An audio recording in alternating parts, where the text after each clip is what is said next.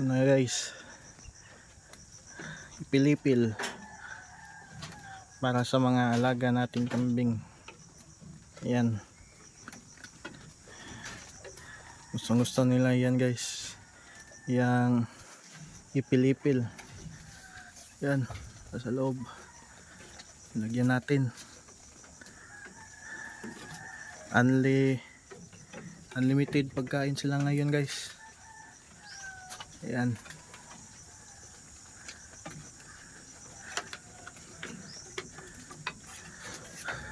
ito pa, nilagay muna natin sa ilalim yung lalaki guys, na yung barako na kambing natin, kasi napakatapang. Ginagahasa yung mga kambing natin, hindi pa to ready, wala pa tong 10 months tong mga kambing natin. Yan, bata pa yan. Ito lang yung mature, isa. Ang anak nito, 1 buwan mahigit pa, hindi pa pwedeng pakastahan kasi di pa nawawala yung anak. Ito yung anak, oh, 2 lalaki yan, at ito puro yan mga lalaki, malakas kumain. Tingnan nyo yan guys, yung lungan nila guys, malinis, walang dumi, kasi yung yung spacing natin malaki. Yan, kasya yung ating mga daliri. Yan, ganyan kalaki yung spacing, kaya kapag dumumi sila, laglag lahat. Yan ang sekreto. Yan, may asin na bato sila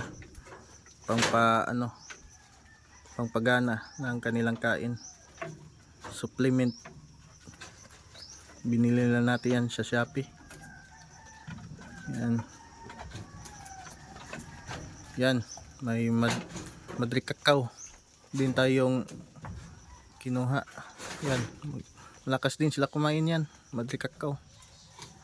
Fresh na fresh, hindi ko na kasi yung iba pinalalanta muna bago pinapakain sa akin.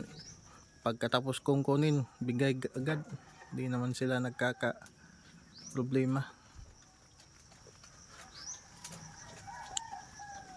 Hindi pa naman ako nagka-experience ng bloated.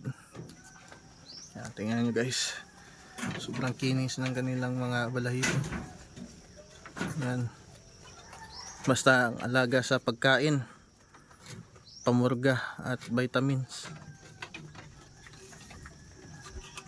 Yan, ito yung inahan, malakas.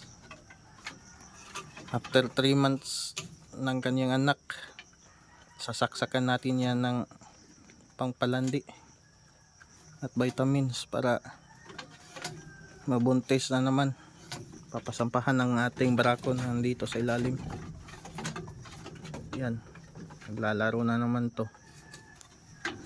Mi. Yan, mga native lang to guys.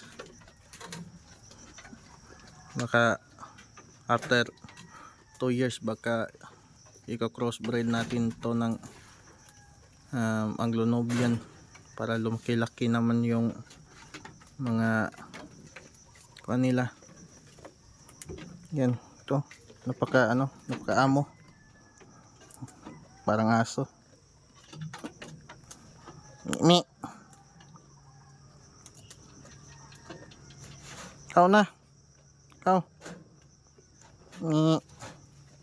Gusto niyang kinakamot siya sa ligo.